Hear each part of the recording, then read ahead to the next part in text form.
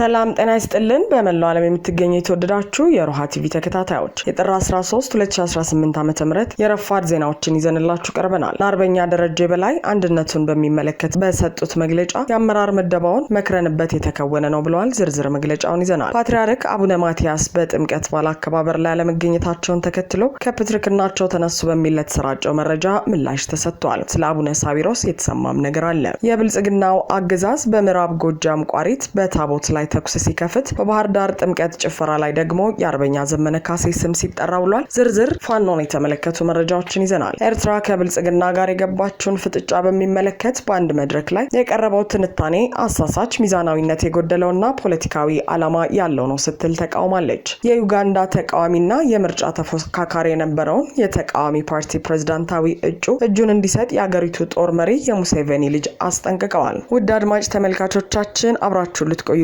ከፈቀዳችሁ እነዚህ መረጃዎች በዝርዝር የምናሰማችሁ ይሆናል። የሮሃ ቲቪ ወቅታዊና ሐቀኛ መረጃዎች እንዲደርሷችሁ ቻናሉን ሰብስክራይብ፣ ላይክ እና ሼር በማድረግ አሁኑኑ ቤተሰብ ይሁኑ።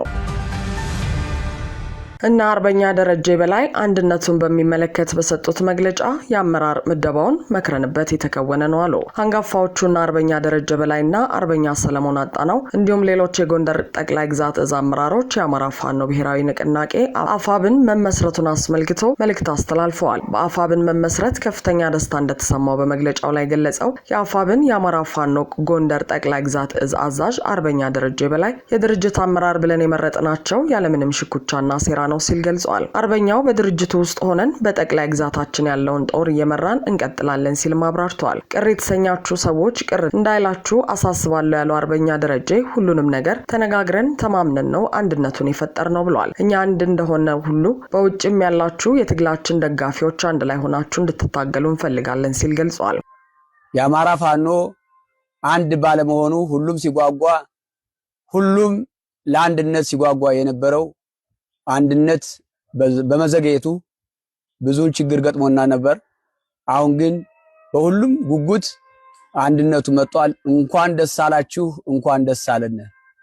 እኛ የአማራ ፋኖ ብሔራዊ ንቅናቄ ድርጅት ስንሰይም ድርጅታችን መነሻችን አማራ መድረሻችን ኢትዮጵያ ብለን ያቆምነው ድርጅት መሪ አስቀምጠንለታል። መሪዎቻችን በልካቸው በልኩ በየጠቅላይ ግዛቱ በአራቱ ግዛቶች ገምግመን መርጠን ወስደን የድርጅት አመራር እንዲሆኑ አድርገን መርጠናል። በሁላችንም የተግባባ ድምጽ መርጠናቸው እንዲመሩን አስቀምጠናል። ብሔራዊ ንቅናቄ የድርጅት አመራር ብለን የመረጥናቸው አስበንባቸው ገምግመናቸው ይሆናሉ ብለን እስከመረጥነ ያለምንም ሽኩቻ ያለምንም ሴራ የመረጥናቸው መሆናችን ለማሳወቅ እፈልጋለሁ። ይሄ ሁላችንም የአማራ ብሔራዊ ንቅናቄ ድርጅት ሁላችንም አይደለም ይዘው ግማሻችን ጠቅላይ ግዛታችን ላይ ደግሞ መሪዎች ነን። መሪዎች አይደለንም ሳይሆን መሪዎች ነን። ሰራዊት ምንመራ ፖለቲካዊና ወታደራዊ ምንመራ መሪዎች በልካችንም ደግሞ ተቀምጠናል። ተግባብተን እንጂ ሳንግባባ እንዳልሆነ በውስጥም በውጭም ያለ ህዝባችን ሊያረጋግጥልን እንፈልጋለን። ስለዚህ ይሄ ስልጣናችን የሁላችንም ወታደሩ ሰራዊቱ ተዋጊውም ስልጣን አለው፣ ኃላፊነት አለው። ሲታገል በልኩ ኃላፊነት አለው። ሁሉም ኃላፊ ነው። እንደ ድርጅት የድርጅት መሪ አለ፣ እንደ ግዛት በጠቅላይ ግዛቱ የወታደሩም የፖለቲካው መሪ አለውና ሁሉም በልኩ ኃላፊነት አለው። ቅር የተሰኛችሁ ሰዎች ቅር እንዳይላችሁ ማሳሰብ ፈልጋለሁ። ተግባብተን ያደረግነው እንጂ ሳንግባባ የሆነ ነገር አይደለም። ሴራ ተንኮል የለውም። ሴራ ተንኮልን ገምግመን አልፈናል። የጎዳነው ሆኖን አግኝተናል። አንድ በነበርነ ሰዓት በጀመርነው ሰዓት ጠላትን አሸንፈን ህዝባችን አስደስተን ነበር። አንድ ሳንሆን ደግሞ በተከፋፈልንበት እድሜና ጊዜ ደግሞ ህዝባችን አስቀይመናል፣ ራሳችንን ጎድተናል። ገምግመን አሁን ወደ አንድ ድርጅት ስንመጣ ደግሞ እናሸንፋለን። ስለዚህ ማንኛውም ቅርታ ሊገባው አይገባም። ውስጥ ላይ መሬት ላይ አንድ እንደሆን ነው ታጋዮቹ አንድ ስንሆን ህዝባችንም አንዱ ነው ያታግለናል። ታች መሬት ላይ ያለው ህዝባችን ውጭ ያላችሁ ወገኖቻችን ደግሞ ትግሉን በበላይነት ምትደግፉን በሐሳብም በተለያየም ነገር ምትደግፉን ውጭ ላይ ያላችሁ የአማራ ብሔራዊ ንቅናቄ ደጋፊዎች የድርጅታችን የትግላችን ደጋፊዎች አንድ እንድትሆኑልን እንፈልጋለን። አንድ ሆናችሁ እንድታታግሉልን። በእኛ የተነሳ ተለያይታችሁ ነበር። በእኛ የተነሳ እንደኛ ከ2 ከ3 ከ4 ሆናችሁ ነበር። አሁን ግን መልእክታችን አንድ እንድትሆኑ በአንድ ምክር በአንድ ሐሳብ እንድትደግፉን እንፈልጋለን። ድጋፋችሁ እንዳይለይ እንፈልጋለን። ውጭ ላይ ያላችሁ እንደኛ እንድትታረቁልን እንፈልጋለን። ውጭ ላይ ያለው ወገናችን በጣም ይቅርታ እንጠይቃለን። ውስጥ ላይ መሬት ላይ ላለው አታጋያችን ህዝባችንም ከፍቶታል፣ አስከፍተናል፣ አንገላትተነዋል። ይቅርታ እንጠይቃለን። ይቅርታ እየጠየቅን ትግላችን ግንባር ይመራል፣ እናሸንፋለን።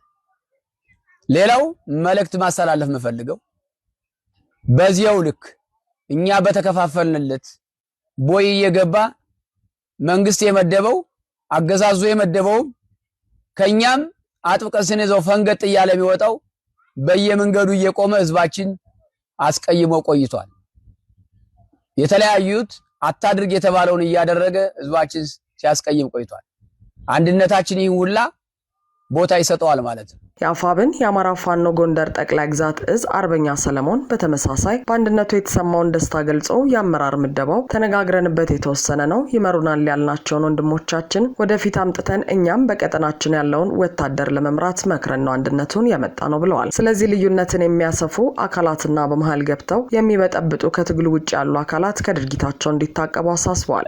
ይሄ ደግሞ ከብዙ ችግር ብዙ መስዋዕትነት ተከፍሎ ብዙ ማጣት የሌለብንን ሰዎች ሁሉ አተን የመጣ አንድነት ነው።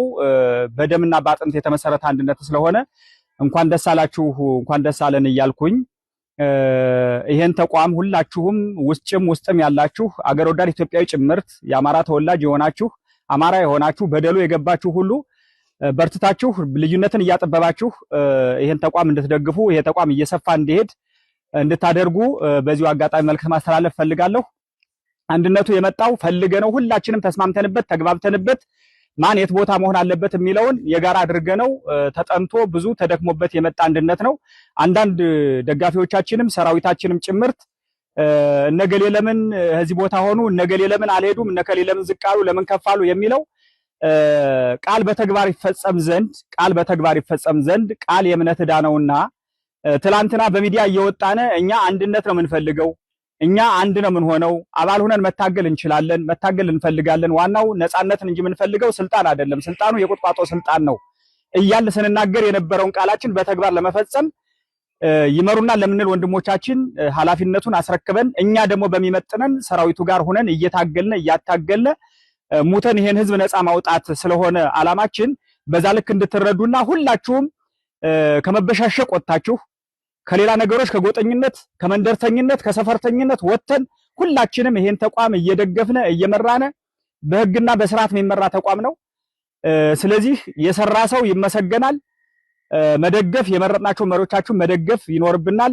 ተቋማችን እየሰፋ እያደገ ሌሎቹን አገር ወዳድ ኢትዮጵያዊ ጭምርት እያካተተ በጋራ ነፃ ምንወጣበት ትላንት አያቶቻችን ቅድመ አያቶቻችን በደምና በጠንታቸው የሰሯትን አገር ጭምርት አማራን ነፃ አውጥተን እንደ አማራ ቆመን እንደ አማራ አንድ ሆነን ከዛ ቀጥሎ ሌሎቹን አገር ወዳድ ኢትዮጵያዊን አቅፈን ነገ የተሻለሽ ኢትዮጵያ በልማት በተለያዩ ነገሮች የበለጸገች ኢትዮጵያን ለመስራት በጋራ አብረን መቆም አለብንና ልዩነት ምንም ጥቅም ስለሌለው ስለ ልዩነት የምታወሩ ሰዎች ገብቷችሁም ሳይገባችሁም ሌላም ሰው የአማራን አንድነት የማይፈልጉ አማርኛ መናገር ስለሚችሉና አማርኛ መጻፍ ስለሚችሉ ብቻ በአማርኛ እየጻፉ በአማርኛ እየተናገሩ የሚከፋፍሉን ጸረ አማራ የሆኑ ሰዎች ከድርጊታቸው እንዲቆጠቡ ጭምር ማሳሰቢያ ሰጣለሁ። አመሰግናለሁ። ሌላኛው የፋኖ አመራር ኮሎኔል አበራ አዛናው አንድ ባለመሆናችን በህዝባችን ላይ ከፍተኛ በደል ሲደርስ ቆይቷል ያለ ሲሆን አሁን ግን አንድ ስለሆነን ከፍተኛ ድል አድርገናል ብሏል። አንድ ድርጅት አቋቁመናል፣ ሁላችንም ከስር ሆነን አመራሩን ማገዝ አለብን ሲል ገልጿል።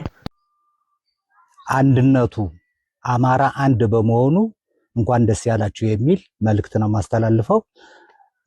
አንድ ስላልሆንን አመራሮች ከፍተኛ የሆነ በአማራ ህዝብና በኢትዮጵያ ህዝብ እንዲሁም በውጭ ሀገር ለሚገኙ የዲያስፖራ አባልና ትውልደ ኢትዮጵያውያን ይቅርታ ነው የምንጠይቀው ይቅርታ ምንድነው? አንድ ስላልሆነ ለጠላት ከፍተኛ የሆነ እስትንፋስ ወይም ጊዜ ነው የሰጠነው። በሁለተኛ ደረጃ ጠላት በህዝባችን ላይ በከባድ መሳሪያ በድሮንም በአውሮፕላንም በሄሊኮፕተርም በታንክም በመርፍም እንዲደበደቡ ከፍተኛ ስቃይ እንዲደርስባቸው ያደረግን እኛ አንድ ስላልሆን ነው። ስለዚህ ለመላው የኢትዮጵያ ህዝብ ውጭ ሀገር ለሚገኙ የውጭ ሀገር ዜጎች ወይም ዲያስፖራ አባልና ለትውልደ ኢትዮጵያውያን ይቅርታ የበደልነውን ህዝብ አሁን ነው የምንክሰው። ስለዚህ አንድ ሆነናል። ወደፊት የምናገኘው የምናመጣው ድል ከፍተኛ ይሆናል። አሁን አንዳንድ ሮመሮች አሉ፣ የተለያዩ ወሬዎች አሉ። እንዴት ወደዛ አልሄዳችሁም ወደ አንድነቱ ሲባል አንድነቱ የተወሰነ አካል ነው ተመድቦ የሚሄደው። ሁላችንም ከሄድን ሌላው እዝ ባዶ ይሆናል። ስለዚህ አሁን የሚያታግሉንን ሰዎች ምርጫ አድርገን በምርጫው መሰረት ሰው ተመራርጦ ተመድቦ የአማራ አንድ ድርጅት እንዲቋቋም ተደርጓል። ስለዚህ እኛ ከዚህ ሆነን ሰራዊታችን በመገንባት ሰራዊታችን በማንቃት ሰራዊታችን በማደራጀት ሰራዊታችን በማሰልጠን ከላይ የሚመጣ ትዕዛዝ እየተቀበልን ግዳጃችን በሚገባ እንዲወጣ እናደርጋለን። ትልቁ መሰረቱ ከታች ያለው ነገር እየጠነከረ ሲሄድ ላይ ያለው እንደጠነከረ ጥንካሬ ሆኖ የሚሄድበት ሁኔታ ነው መፈጠር ያለበት። ፓትርያርክ አቡነ ማትያስ በጥምቀት በዓል አከባበር ላይ አለመገኘታቸውን ተከትሎ ከፕትርክናቸው ተነሱ በሚል ለተሰራጨው መረጃ ምላሽ ተሰጠ። በተለይ በበዓላት ወቅት በአካል ብቅ በማለት ቃለ ምዕዳንና ቡራኬ የሚሰጡት ለዓለም ጭምር የሚጸልዩት ብፁዕ ወቅዱስ አቡነ ማትያስ ቀዳማዊ ፓትርያርክ በዘንድሮ በዓለ ጥምቀት ላይ አልተገኙም። ይህ ለምን እንደሆነ ቤተክርስቲያኗ ቀድማ በይፋ ያሳወቀችው ነገር የለም። ይህን ተከትሎ ምዕመናን አባታችን የትገቡ ቡራኬያቸውን እየጠበቅን ነበር፣ ምን ሆነው ነው? ለምን በግልጽ አይነገረንም የሚል ጭንቀት አዘል ጥያቄ በስፋት እያቀረቡ ናቸው። በጉዳዩ የተጨነቁ አንዳንዶቹ ብፁዕ አባታችን የጠፉብን በደህና እንደሆነ ተስፋ እናደርጋለን፣ ልዑል እግዚአብሔር ይጠብቅልን ሲሉ፣ አንዳንዶቹ ደግሞ ብፁዕነታቸው ከፕትርክናቸው ተነስተዋል፣ ለምን ይህ ሆነ ብለው እስከ መጠየቅ ደርሰዋል። ትግቫ ኢትዮጵያ ብፁዕነታቸው በዘንድሮው ጥምቀት በዓል ተገኝተው ለሕዝቡ የተለመደውን ቡራኬ ያልሰጡት ምን ሆነው ነው ሲል የኢትዮጵያ ኦርቶዶክስ ተዋሕዶ ቤተክርስቲያንን የጠየቀ ሲሆን ስማቸው እንዲገለጽ ያልፈለጉ አንድ የቤተክርስቲያኗ የስራ ኃላፊ በበዓሉ ያልተገኙት ወድቀው አደጋ ደርሶባቸው መሆኑን ገልጸዋል። ቅዱስነታቸው በዘንድሮው ጥምቀት በዓል አልተገኙም። ይህም የጤና ጉዳይን ተከትሎ የመጣ ነው። በሙሉ አቅም ምዕመናንን መባረክ ስለሚጠበቅባቸው ያንን ለማድረግ የሚያስችል የጤና ሁኔታ ላይ አይደለም ያሉት ሲሉ አንዳንድ የስራ ኃላፊ በቅርበት የማውቀው ያሉትን ተናግረዋል። በዚህም ቅዱስነታቸው የገጠማቸው መጠነኛ ህመም ነበር። በቂ ሕክምና አግኝተው አሁን በጥሩ ደረጃ እንዳሉና ህዝቡን በጸሎታቸው እየባረኩ እንደሆነ ነው የማውቀው ነው ያሉት። የማደናቀፍ ነገር ገጥሟቸው በዚያው በመንበረ ክብራቸው ላይ መጠነኛ ጉዳት ደርሶባቸዋል። ለዚያውም ሲኖዶሱ ተከታትሎ በቂ ሕክምና ተደርጎላቸዋል። ሕክምናውም ተስፋ አለው። ወዲያውኑ ከሕክምና ወጥተው ወደ መንበረ ፓትርያርክ ገብተዋል ሲሉ መልሰዋል። የገጠማቸው ባለፈው ታህሳስ ወር ነው። በልደትም ወጥተው ባርከው ነው የተመለሱት። የቅዱስ ሲኖዶስ ዋና ጸሐፊ ብፁዕ አቡነ ዲዮስቆሪዮስ ናቸው የቅዱስነታቸውን ቃል በንባብ ያሰሙት እንጂ ቡራኬውንም የሰጡት ቅዱስነታቸው ናቸው። ከቀን ወደ ቀን ጤንነታቸው ጥሩ እየሆነ ነው ሲሉም አክለዋል። በመጪው የካቲት 24 በዓለ ሲመታቸው ነው እንደ እግዚአብሔር ፍቃድ እዛም ላይ እንደሚገኙ ተስፋ እናደርጋለን ያሉት የመረጃ ምንጩ እሳቸው ለዓለም እንደሚጸልዩት ሁሉ ህዝቡም ለጤንነታቸው በጸሎቱ ሊያስባቸው እንደሚገባ፣ የቅዱስነታቸው መቆየት ለኢትዮጵያም ለቤተክርስቲያንም ትልቅ ትርጉም እንዳለው ገልጸዋል። ትግቫ ኢትዮጵያም ቅዱስነታቸው በዘንድሮ የጥምቀት በዓል ያልተገኙት የፕትርክና ለውጥ ስላለ ነው በሚል የሚናፈስ መረጃ አለ። ይህ ምን ያህል እውነት ነው የሚል ተጨማሪ ጥያቄ አቅርበዋል። አመራሩም ይሄ ፈጽሞ ውሸት ነው፣ ቅዱስነታቸው በመንበረ ክብራቸው ነው ያሉት። ዛሬም ድረስ ስድስተኛው የኢትዮጵያ ኦርቶዶክስ ተዋሕዶ ቤተክርስቲያን ፓትርያርክ ብፁዕ ወቅዱስ አቡነ ማትያስ ናቸው ብለዋል። ሆኖም የብልጽግናው አገዛዝ ሁሌም ከፓትርያርክነታቸው እንዲነሱና በራሱ ሰዎች ሊተካቸው የሚፈልግ ሲሆን ይህም ለማለማመድ ይመቸው ዘንድም ቀድሞ ከፕትርክናቸው ተነሱ የሚል ዘመቻ በመንጋዎቹ በኩል ከፍቷል። የብልጽግናው አገዛዝ በምዕራብ ጎጃም ቋሪት በታቦት ላይ ተኩስ ሲከፍት በባህር ዳር ጥምቀት ጭፈራ ላይ ደግሞ የአርበኛ ዘመነ ካሴ ስም ሲጠራ ውሏል። በምዕራብ ጎጃም ቋሪት ላይ የአብይ ስርዓት ጠባቂዎች በተኮሱት ተኩስ ቅዱስ ሚካኤል ዓመታዊ የንግስ በዓል ላይ የተገኙ 2 ወጣቶች ቆስለዋል። በደብረ መንክራት አናንጊያ ቅዱስ ሚካኤል ዓመታዊ የንግስ በዓል ላይ ሚሊሻዎች በቦታው እጀባ ሰበብ ተኩስ መጀመራቸውን ተከትሎ የብልጽግና ሰራዊት በሰጠው የተኩስ ምላሽ 2 ወጣቶች ቆስለዋል ሲሉ የዓይን እማኞች ተናግረዋል። ሚሊሻዎችና የብልጽግና ሰራዊት እርስ በርስ ባደረጉት የተኩስ ልውውጥ አንድ የመከላከያ አባል ቆስሎ መረሆታ ሂዷል ተብሏል። አንዱ ከአንገት በላይ መሆኑንም በቋሪት ጤና ጣቢያ የተመለከተ የመረጃ ምንጮች ተናግረዋል። የብልጽግና ሰራዊት ፋኖ ከበበን በሚል ስጋት ታቦት ወዳረፈበት ድንኳን ሳሩሃ ተኩሰው ህዝበ ክርስቲያኑ ተበትኗል ተብሏል። በዚህ ሰዓት ሚሊሻ ለተኮሰው ጥይት ምክንያት ሆነሃል ተብሎ አንድ ሰላማዊ ወጣት ለጥፋታቸው መሸፈኛ ይሆን ዘንድ ወደ መረሆታ የማሰቃያ ጣቢያ መወሰዱም ተረጋግጧል። በተመሳሳይ በባህር ዳር ከተማ ከትናንት በስቲያ የጥምቀት ከበራ መልስ የኦርቶዶክስ አማኝ ወጣቶች አርበኛ ዘመነ ካሴን ስም በጭፈራ ቦታ ላይ ሲያነሱና ሲያወድሱ ተሰምተዋል። በመሆኑም አገዛዙ ይህን ስም ጠርታቸዋል በሚል 2 ወጣቶችን አኮቴት አደባባይ ላይ በጥይት መግደላቸውን ከምንጮች አረጋግጫለሁ ሲል አሻራ ሚዲያ ዘግቧል። እንዲሁም በዕለቱ ከቀኑ 8 ሰዓት ጀምሮ የባህር ዳር ወጣቶች ቁጥራቸው በውል ያልታወቁ ታፍሰው ወደ ማጎሪያ ቤት መወሰዳቸውን የአሻራ ምንጮች ጠቅሰዋል። በተጨማሪም በትናንትናው ተኩስ አንድ ሚሊሻ ከጭፈራው ውስጥ ወጣቶቹ ይዘው የገደሉት ሲሆን 3 የሚሊሻ አባላት በድንጋይ መቁሰላቸውን ምንጮች አረጋግጠዋል። ሚሊሻዎች በዘፈቀደ በተኮሱት ተኩስም 7 ንጹሃን ሰዎች በከባድ ሁኔታ መቁሰላቸው ተገልጿል። በሌላ በኩል በአዲስ አበባ ከተማ አገዛዙ በመቶ ሺዎች የሚቆጠሩ የጸጥታ አካላትን በማሰማራት ሰላም በማስከበር ስም የማምለክ ነጻነትን መጋፋትን የማወክና ፍርሃት የመፍጠር መንግስታዊ ውንብድናን አከናውኗል። ይህን የሚቃወሙ ቁጥራቸው ቀላል የማይባል ኦርቶዶክሳውያን ወጣቶችን በአቡነ ሳዊሮስ ፈቃድ ታፍሰው ወደ ማጎሪያ ቤት ተወስዷል ተብሏል። በአቡነ ሳዊሮስ ተሰጠ በተባለ ትዕዛዝ በተፈጸመው አፈሳ ቤተ ክህነቱ ድምጽ ለማሰማት አልደፈረም። ስለ እምነታቸው ነጻነትና ስለ ወገኖቻቸው ጭፍጨፋ ድምጽ ያሰሙት ምዕመናን ግን እንደ በግ ተነድተው በአገዛዙ ማጎሪያ ገብተዋል። ኤርትራ ከብልጽግና ጋር የገባችበትን ፍጥጫ በሚመለከት በአንድ መድረክ ላይ የቀረበው ትንታኔ አሳሳች፣ ሚዛናዊነት የጎደለውና ፖለቲካዊ ዓላማ ያለው ነው ስትል ተቃወመች። በአሜሪካ የኤርትራ ኤምባሲ ባለፈው ሳምንት በነጮቹ ጥር 15 2026 በኮንቨርሴሽን በተሰኘው መድረክ ላይ በምስራቅ አፍሪካ ስላለው የጦርነት ስጋት የወጣውን ትንታኔ አሳሳች፣ ሚዛናዊነት የጎደለውና ፖለቲካዊ ዓላማ ያለው ሲል አጥብቆ ተቃውሟል። ኤምባሲው ባወጣው ጠንካራ መግለጫ ጽሑፉ ላዩን ሲታይ በምስራቅ አፍሪካ ሊከሰት የሚችል ጦርነትን የሚያስጠነቅቅ ቢመስልም በተግባር ግን የብልጽግናን መንግስት የቀይ ባህርን በሉዓላዊነት የመጠቀም ፍላጎትን ለማሳካት የሚያራምደውን ጠባጫሪ ፖሊሲና ማስገደድ እንደ መደበኛ ነገር የሚያቀርብና የሚያለሳልስ ነው ሲል ኮንኗል። በአካዳሚክ ትንታኔ ሽፋን የቀረበው ይህ ጽሑፍ ዓለም አቀፍ ሕግን በምርጫ የሚተገብርና የኤርትራን ሉዓላዊነት ጥያቄ ውስጥ የሚከት፣ በሌላ በኩል ግን ብልጽግና በህገወጥ መንገድ የሚያነሳውን የድንበር ይገባኛል ጥያቄ ችላ ያለ ነው ሲል ኤምባሲው ወቅሷል። በተለይም ኤርትራ ለኢትዮጵያ የባህር በር እንዳትጠቀም ከለከለች ተብሎ የቀረበውን ትንታኔ ኤምባሲው የውሸት ክስ ሲል ውድቅ አድርጎታል። ኤርትራ በታሪኳ ለንግድና ለኮሜርሻል አገልግሎት የሚውል የባህር በር አጠቃቀምን በህጋዊ የሁለትዮሽ ስምምነት መሰረት ተቃውማ አታውቅም። ሆኖም የንግድ አጠቃቀምን ከሉዓላዊነትና ከባለቤትነት ጋር የማምታታቱን አካሄድ ፈጽሞ አትቀበልም ብሏል መግለጫው። የብልጽግናው አገዛዝ የባህር በር ጉዳይን የህልውና ጉዳይና ታሪካዊ ስህተት ማረም አድርጎ ማቅረቡ በ1964ቱ የአፍሪካ አንድነት ድርጅት የካይሮ ጉባኤ የጸደቀውን የቅኝ ግዛት ድንበሮችን የማክበር አስገዳጅ መርህና የተባበሩት መንግስታት ቻርተርን የሚጥስ አደገኛና ህገወጥ አካሄድ መሆኑን ኤምባሲው አስገንዝበዋል። ማንኛውም የባህር በር የሌለው ሆነ የባህር ጠረፍ ያለው ሀገር በሌላ ሉዓላዊ ሀገር ግዛትና ወደብ ላይ የሉዓላዊነት መብት እንደሌለው ያተተው መግለጫው የባህር በር አጠቃቀም የሚመራው በዓለም አቀፍ ህግ፣ በንግድ ስምምነቶችና በሰላማዊ ትብብር እንጂ በዛቻና በጉልበት እንዳልሆነ አጽንኦት ሰጥቷል። የኡጋንዳ ተቃዋሚና የምርጫ ተፎካካሪ የነበረውን የተቃዋሚ ፓርቲ ፕሬዝዳንታዊ እጩ እጁን እንዲሰጥ የአገሪቱ ጦር መሪ የሙሴቬኒ ልጅ አስጠነቀቁ። የሙሴቬኒ ልጅ በአባታቸው በምርጫ የተሸነፈው ተቃዋሚ ፖለቲከኛ እጁን እንዲሰጥ አዘዙ። አወዛጋቢው የኡጋንዳው ፕሬዝዳንት ዩዌሪ ሙሴቬኒ ልጅና የአገሪቱ ጦር ኃይሎች አዛዥ ጀነራል ሙሁዚ ካይኔሩጋባ አባታቸው ባሸነፉበት ምርጫ ዋነኛ ተፎካካሪ የነበረውን የተቃዋሚ ፓርቲ ፕሬዝዳንታዊ እጩ እጁን እንዲሰጥ አስጠንቅቀዋል። ጀነራሉ በማህበራዊ ሚዲያ ገጽ ገጻቸው ላይ ባሰፈሩት ጽሑፍ ከምርጫው በኋላ ለደህንነቱ በመስጋት ተደብቆ የሚገኘው የቀድሞ ሙዚቀኛ የተቃዋሚ ፓርቲ መሪ ቦቢ ዋይን በ48 ሰዓታት ውስጥ እጁን እንዲሰጥ አዘዋል። ቦቢ ዋይን ፕሬዝዳንት ሙሴቬኒ በ81 ዓመታቸው ለሰባተኛ ጊዜ ያሸነፉበት ምርጫ ውጤት ይፋ ከመሆኑ በፊት የመንግስት ጸጥታ ኃይሎች ከቤቱ ሊይዙት ሲመጡ ማምለጡንና ተደብቆ እንደሚገኝ አሳውቀዋል። ዋይን በምርጫው በከፍተኛ የድምጽ ብልጫ በሙሴቬኒ ተበልጦ ሁለተኛ መሆኑ ከመገለጹ በፊት ምርጫው መጭበርበሩን የሚገልጹ ተደጋጋሚ መግለጫዎችን በማውጣት